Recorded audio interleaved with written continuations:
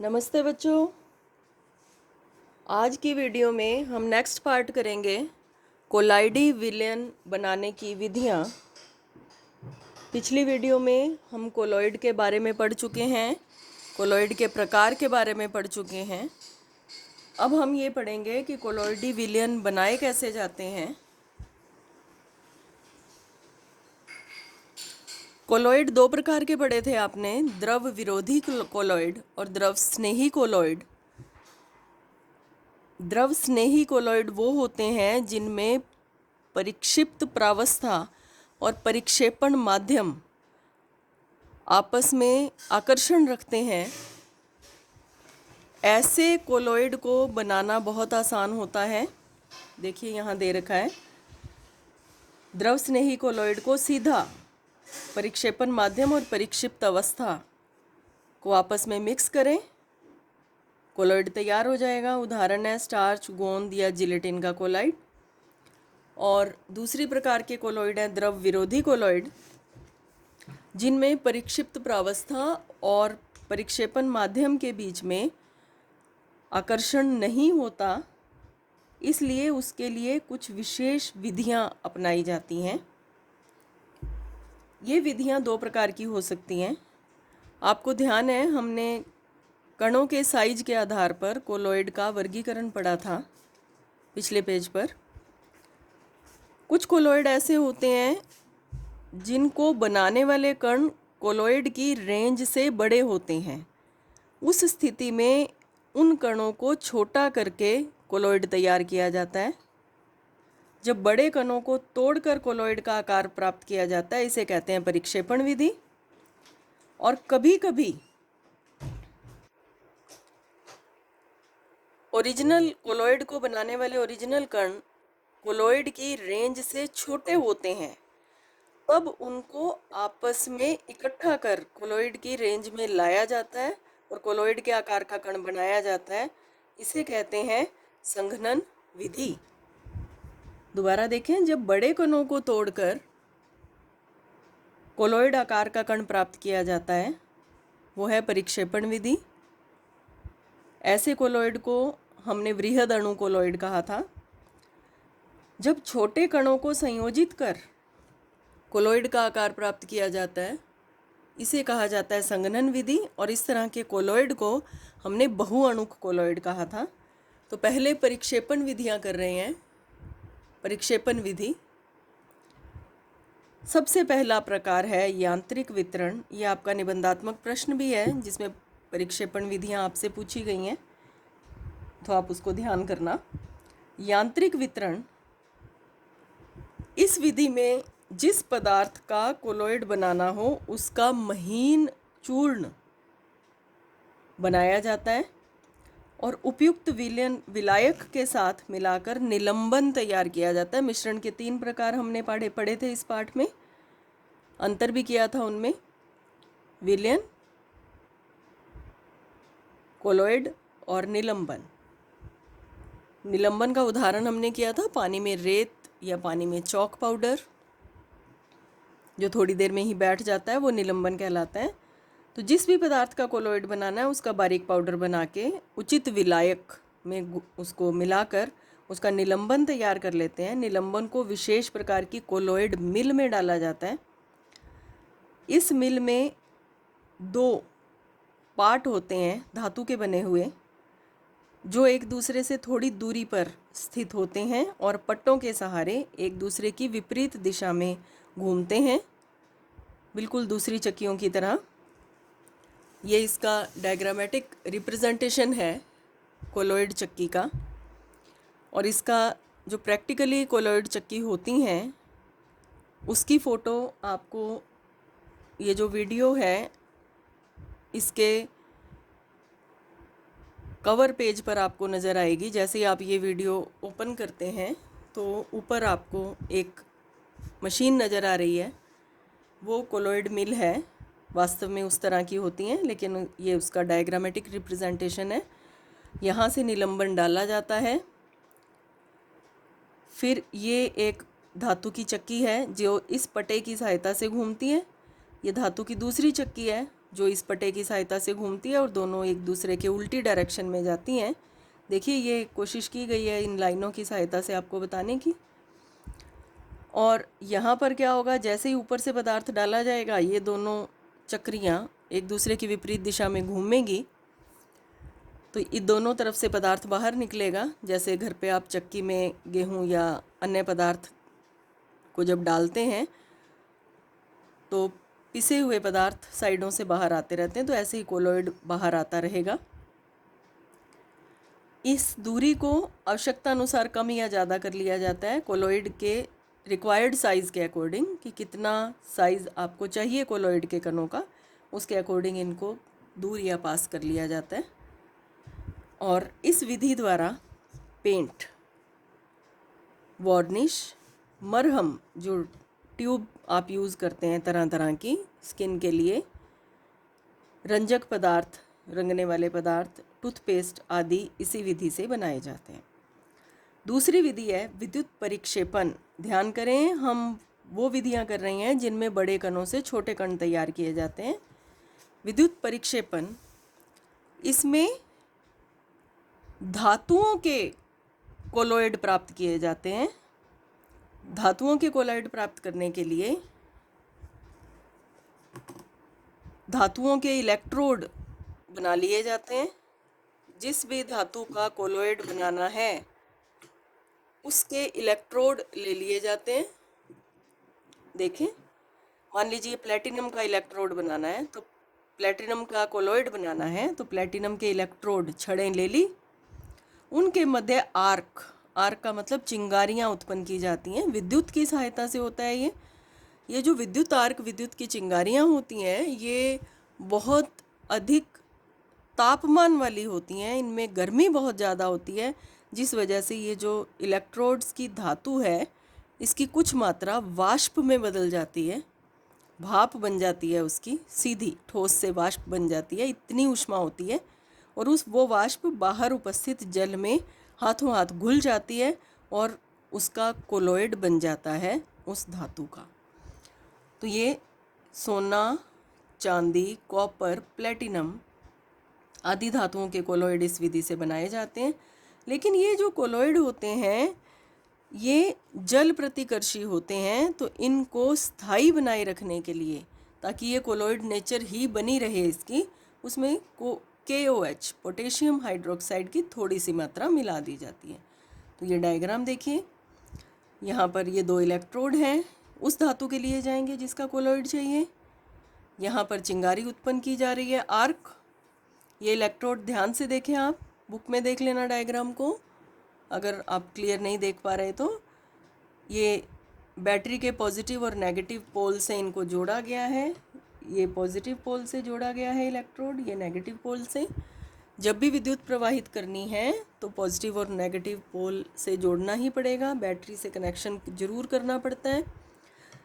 Electrodes पानी में डूबी हुई हैं और पानी के चारों तरफ बर्फ़ है, ताकि वो जो वाष्प धातु की इस पानी में आएगी वो जल्दी से जल्दी कणों में बदलकर कोलोइड का निर्माण करे। ये थी परिक्षेपण विधियाँ, जिसमें बड़े कणों को तोड़कर छोटे कण कोलोइड के साइज के प्राप्त किए जाते हैं। अगली विधियाँ हैं संघनन विधियाँ। ये वो विधियाँ हैं जिनमें छोटे कणों को इकट्ठा करके, जोड़ करके बड़े कणों का निर्माण किया जाता है। संघनन विधि में पहली विधि है अपचयन। अपचयन, आप जानते हैं, किसी भी पदार्थ में से ऋण विद्युतीय भाग का निकलना अपचयन कहलाता है। तो इसी परिभाषा को आगे हम काम में भी लेंगे। अपचयन विधि से चांदी, सोना, प्लेटिनम आदि भारी धातुओं के कोलोइड बनाए जाते हैं। इनके कोलोइड बनाने की एक विधि अभी पीछे की परिक्षेपण विधियों में, विद्युत परिक्षेपण, ये संघनन विधियों में कर रहे हैं अपचयन। इसके लिए इन धातुओं के लवण लिए जाते हैं और उनका अपचयन करवाया जाता है। अपचायक के रूप में फार्मल्डिहाइड और टैनिक अम्ल काम में लिए जा सकते हैं।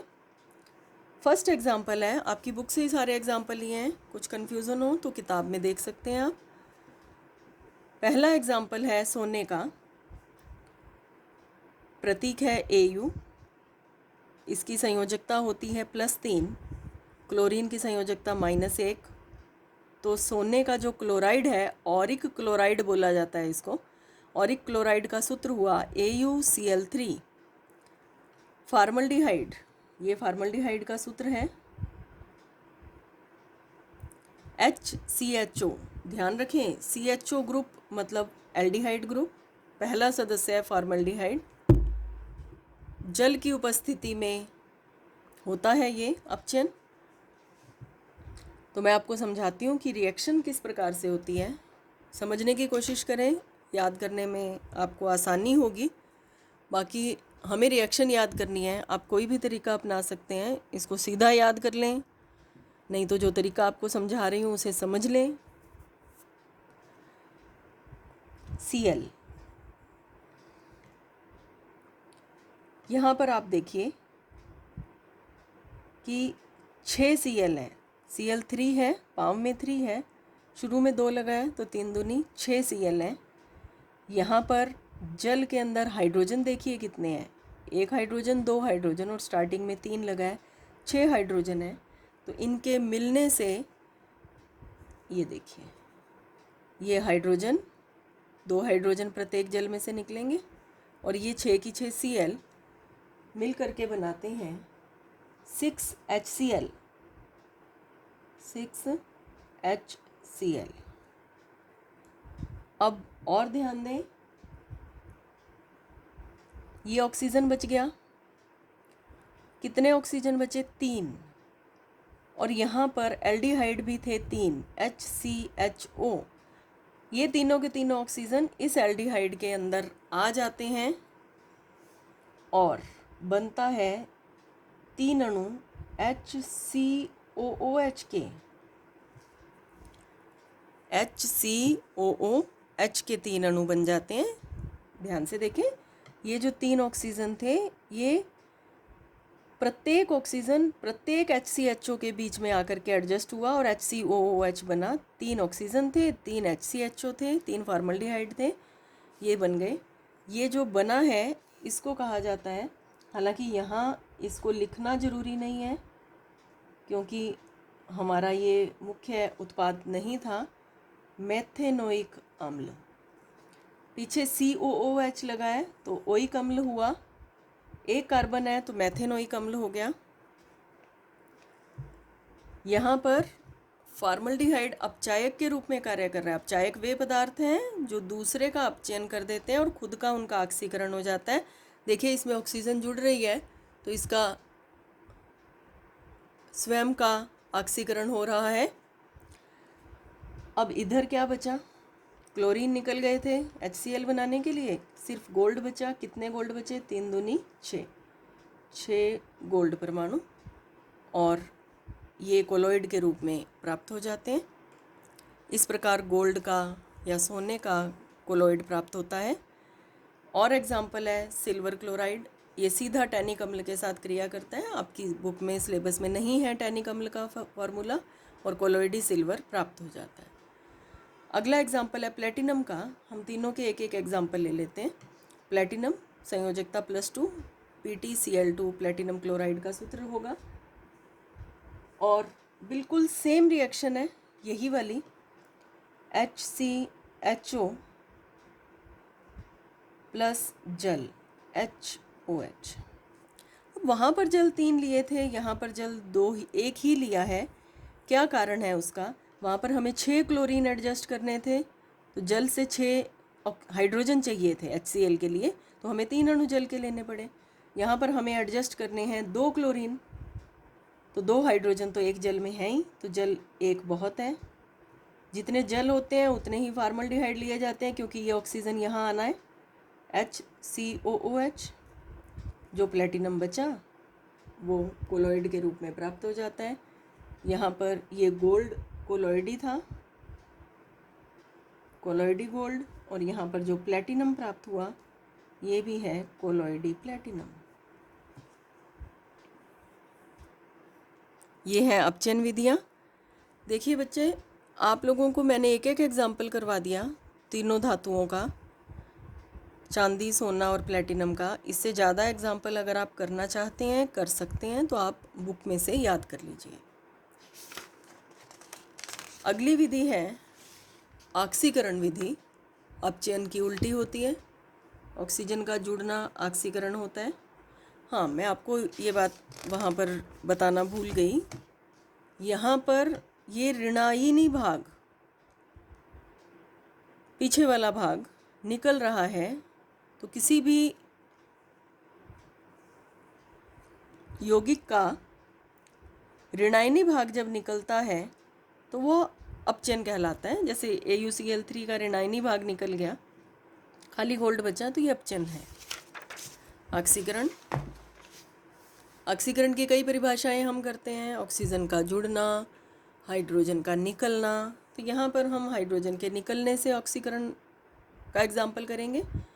किस किस का कोलोइडी विलयन प्राप्त किया जाता है? सल्फर, सेलिनियम, सल्फर का प्रतीक एस, सेलिनियम का Fe, आयोडीन आदि अधातुओं। ध्यान करें, पीछे जो अपचयन था वो हुआ था धातुओं का, और अब हो रहा है ऑक्सीकरण अधातुओं का। कोलोइड इससे प्राप्त किया जाता है। एग्जाम्पल ले रही हूँ, सल्फर, सेलिनियम और आयोडीन तीनों का एक एक एग्जाम्पल करेंगे हम। H2S सल्फर का यौगिक है, सल्फर डाइऑक्साइड से क्रिया करता है। तो क्या क्रिया होती है? ये वाले हाइड्रोजन निकल जाएंगे और इस ऑक्सीजन के साथ जुड़ जाएंगे। 4 हाइड्रोजन है, 2 ऑक्सीजन है, तो जल के 2 अणु बन गए 2H2O। सल्फर, 2 सल्फर यहाँ है, 1 सल्फर यहाँ है, 3 सल्फर कोलोइड के रूप में प्राप्त हो जाते हैं। एग्जाम्पल है आयोडीन का, हाइड्रोजन आयोडाइड, इसको हाइड्रोजन आयोडाइड बोलते हैं। HiO3 यहाँ पर ऑक्सीकारक का कार्य करेगा। तो क्या होता है देखें, जल बनेगा। ध्यान दें कितनी हाइड्रोजन है टोटल? 5 और 1 6। यहाँ पर ये सल्फर इकट्ठे हो गए थे, 5 और 6 हाइड्रोजन है। ये 5 हाइड्रोजन और ये 1 हाइड्रोजन, 6 हाइड्रोजन हुई। और हमारे पास 3 है ऑक्सीजन। ये पेंसिल से लगा रही हूँ, आपको लगाने ज़रूरी नहीं है, समझने के लिए अपनी फेयर कॉपी में लगा लें, लेकिन एग्ज़ाम में नहीं लगाने होते आपको। ये 6 हाइड्रोजन और 3 ऑक्सीजन मिलकर के 3 अणु जल के बन गए। आयोडीन कितनी बची? 5 आयोडीन तो ये थी। ध्यान देना बेटा, जो शुरू में अंक लगा होता है वो प्रत्येक परमाणु के साथ उसका गुणा होता है। तो 5 आयोडीन प्लस 1 आयोडीन, ये हो गई 6 आयोडीन, जो आयोडीन गैस के रूप में रहती है 3I2। आयोडीन अधातु है, जुड़ करके गैस का निर्माण कर लेती है। ये कोलोइडी आयोडीन प्राप्त हो जाती है। अब सिलीनियम का एक एग्जाम्पल ले रहे हैं, बिल्कुल सल्फर के एग्जाम्पल की तरह ही, लेकिन उसमें ऑक्सीकारक सल्फर डाइऑक्साइड थी, इसमें ऑक्सीजन है 2H2SC प्लस ऑक्सीजन। यहाँ पर क्या होगा? 4 हाइड्रोजन ये और 2 ऑक्सीजन ये मिल करके जल के 2 अणु बनाते हैं और 2 सिलीनियम अलग हो जाते हैं।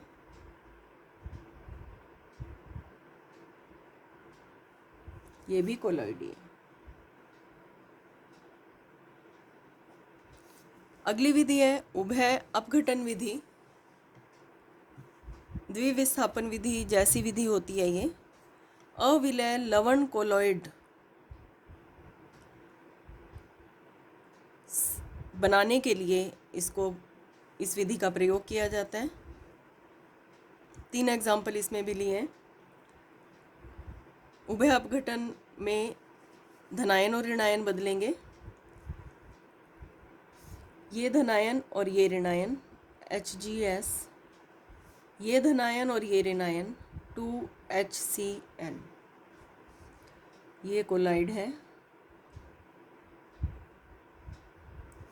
आर्सेनिक ऑक्साइड का H2S से रिएक्शन करवाया जाता है, arsenic sulphide,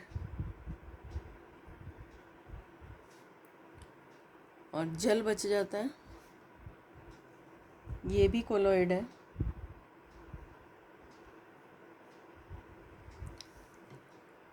cadmium oxide H2 और O इनके मिलने से जल बन गया और कैडमियम सल्फाइड प्राप्त हो गया।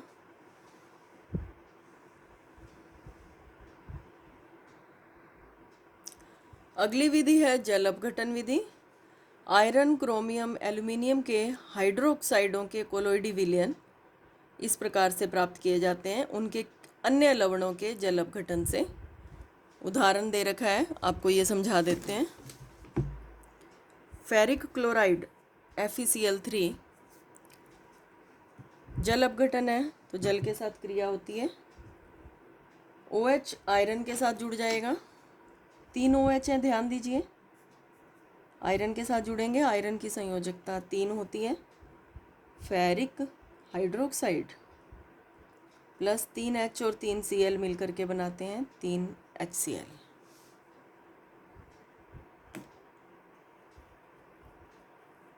ये हुई जल अपघटन विधि। अब थोड़ा सा पार्ट और करना है, देख लेते हैं उसे। विलायक विनिमय विधि। गंधक, फास्फोरस, रेजिन आदि पदार्थ जो जल की अपेक्षा अल्कोहल में ज़्यादा विलय होते हैं, उनका अल्कोहलिक विलयन ले लिया जाता है और फिर उसमें काफ़ी मात्रा में जल मिला करके इनका जलीय कोलोइड प्राप्त कर लिया जाता है। अल्कोहल में तो ये कण छोटे होते हैं, लेकिन जल में मिलाते ही संयोजित होकर के कोलोइड की रेंज में आ जाते हैं। पदार्थ की वाष्प का द्रव में संघनन। किसी भी उबलते हुए पदार्थ की वाष्प को द्रव में प्रवाहित कर देते हैं, जिससे उसका कोलोइडी विलयन प्राप्त होता है। उदाहरण है सल्फर और मरकरी, इनका कोलोइड इस विधि द्वारा प्राप्त किया जाता है। अभी हमने पढ़ा कोलोइड बनाने की विधियाँ। इन विधियों से जो कोलोइड बनाए जाते हैं वो पूरी तरह से शुद्ध नहीं होते। हमें पूर्ण रूप से शुद्ध कोलोइड प्राप्त करने के लिए इनका शुद्धिकरण करना पड़ता है। अब हम करेंगे कोलोइड विलयनों का शुद्धिकरण। शुद्धिकरण के लिए मोस्टली इन कोलोइड्स को छाना जाता है। आप पहले पढ़ चुके हैं।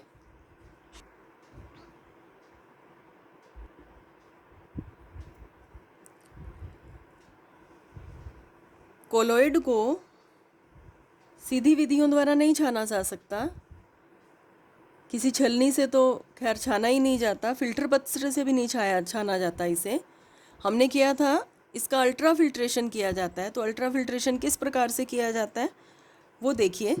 उसके लिए 3 विधियां हैं, जिनमें से पहली विधि है अपोहन। डायलिसिस कहा जाता है इसे। डायलिसिस शब्द आपने सुना होगा। जिन लोगों की किडनीज या गुर्दे खराब होते हैं, उनको कुछ कुछ समय के बाद ये डायलिसिस प्रोसेस करवाना पड़ता है रक्त को शुद्ध करने के लिए। रक्त भी एक तरह का कोलोइड ही होता है, उसको डायलिसिस विधि द्वारा ही शुद्ध किया जाता है। अपोहन या डायलिसिस। अपोहन की प्रक्रिया इस तथ्य पर आधारित है कि कोलोइड कण पार्चमेंट झिल्ली या जांतव झिल्ली में से क्रॉस नहीं हो सकते, जबकि जो अशुद्धियाँ होती हैं वैद्युत अपघट्य के रूप में। एक बात और है कि इसकी जो मुख्य अशुद्धियाँ होती हैं वो वैद्युत अपघट्य के रूप में होती हैं, जो बहुत बारीक होते हैं, विलयन के रूप में होते हैं। अब क्या किया जाता है, इधर ध्यान से देखें। एक बर्तन में पानी ले लेते हैं, 2 नल लगे हैं, एक तरफ से पानी एंटर हो रहा है और दूसरी तरफ से निकल रहा है, मतलब लगातार पानी बह रहा है इस बर्तन में। और यहाँ पर पर्चमेंट झिल्ली या जांतव झिल्ली से बनी हुई एक थैली ले ली जाती है, जिसके अंदर अशुद्ध कोलोइडी विलयन भर दिया जाता है, जिसको हम शुद्ध करना चाहते हैं। अब होगा क्या कि धीरे धीरे इस झिल्ली में से जो वैद्युत अपघट्य पदार्थ थे विलयन के रूप में, वो विसरित होकर के बाहर आ जाएंगे। इस प्रकार से बाहर आ जाएंगे और बाहर लगातार जल बह ही रहा है, तो वो इन अशुद्धियों को अपने साथ ले जाता है। इधर से निकलता है जल, इधर से बाहर निकल जाता है और जो अशुद्धियाँ इसमें विसरित होकर के आई उसको बाहर ले जाता है।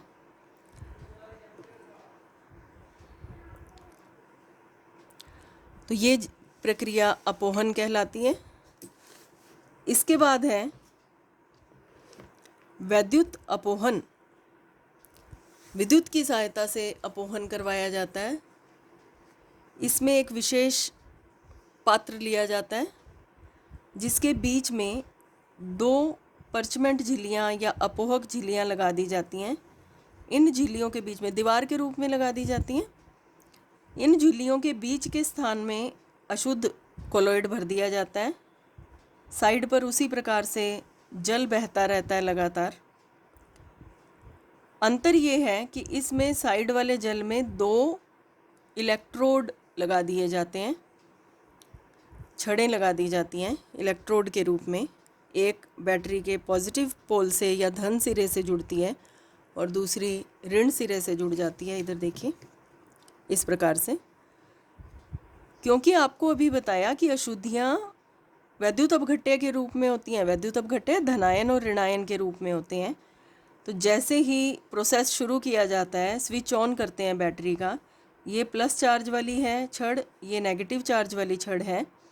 इसके अंदर जो अशुद्धियाँ थी वो विसरित तो होके बाहर आनी ही आनी है, लेकिन क्योंकि विद्युत बल लग रहा है तो इन अशुद्धियों के जो अंदर वैद्युत अपघट्य अशुद्धि के रूप में है उसके सारे ऋणायन इधर आ जाते हैं एनोड की तरफ और सारे के सारे धनायन कैथोड की तरफ चले जाते हैं। और इन 2 झिल्लियों के अंदर, इनकी अपोहक झिल्ली की जो दीवारें हैं उनके अंदर शुद्ध कोलोइड रह जाता है।